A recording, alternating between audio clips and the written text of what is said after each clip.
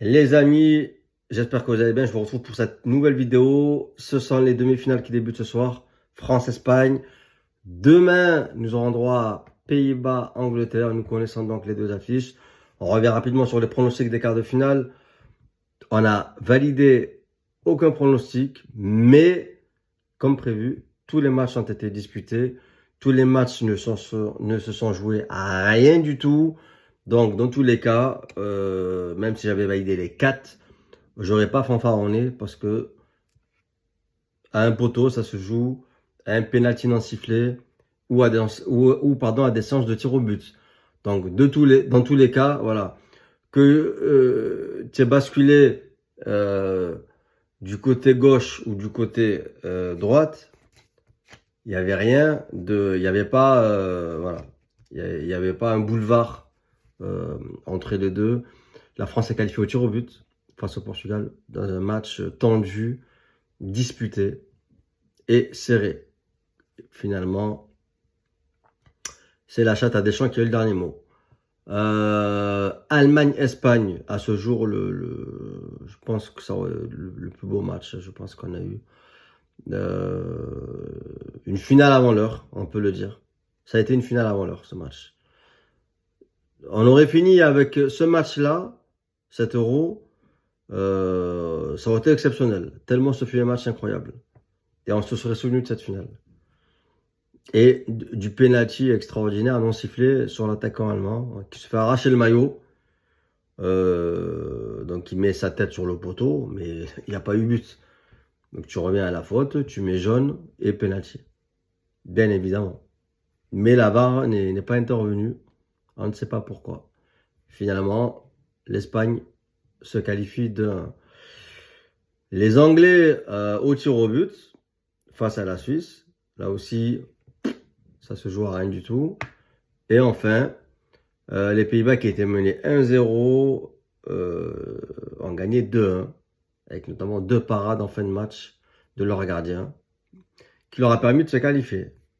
Donc, nous avons 2 équipes qui jouent à peu près au foot. Bon, l'Espagne qui a montré le plus beau football, qui a fourni le plus beau football. Et les Pays-Bas, par fulgurance, ça a été. Mais par fulgurance, ils ont montré des choses. Et de l'autre côté, les 2 autres équipes, totalement dégueulasses, qui n'ont rien montré ou quasi rien. La France et l'Angleterre. La logique donc voudrait que l'on ait Pays-Bas-Espagne en finale, pour le spectacle, etc. Bien que rien ne garantit qu'un Espagne-Pays-Bas donnerait un spectacle incroyable, mais la logique n'est pas forcément respectée. Donc je vais me lancer tout de suite sur les pronostics. On commence par le match de ce soir. Alors, j'ai un collègue qui m'a dit, depuis que tu mets la France éliminée, la France se qualifie tout le temps, donc continue à le faire. Bien que paradoxalement, ce qu'il m'a dit aussi, enfin il le sait, c'est que j'avais dit que la France sortirait de l'Euro en ayant 0 victoire. Et ce qui est incroyable, c'est qu'aujourd'hui, tu te fais sortir en demi-finale, j'ai quand même mon pronostic qui est valable. C'est-à-dire qu'ils peuvent sortir de cette demi-finale en n'ayant gagné aucun match. D'accord? Sans compter le CSC, bien évidemment. Voilà. Donc en ayant marqué, ils n'ont gagné aucun match en marquant. Je n'avais pas pris en compte le CSC. Eh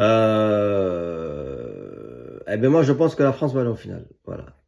Donc France, finale. Je pense que le 4 de Deschamps prendra le dessus sur le tiki-taka espagnol.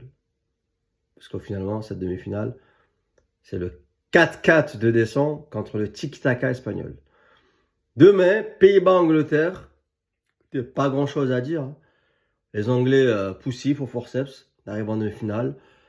Les Hollandais, avec leur meilleur attaquant, Gakpo, meilleur buteur du tournoi. Derrière CSC, bien sûr. Les Hollandais, France-Pays-Bas en finale. Ben voilà, ils vont se retrouver. On verra bien qui gagnera. Je vous retrouve pour la finale. Peace.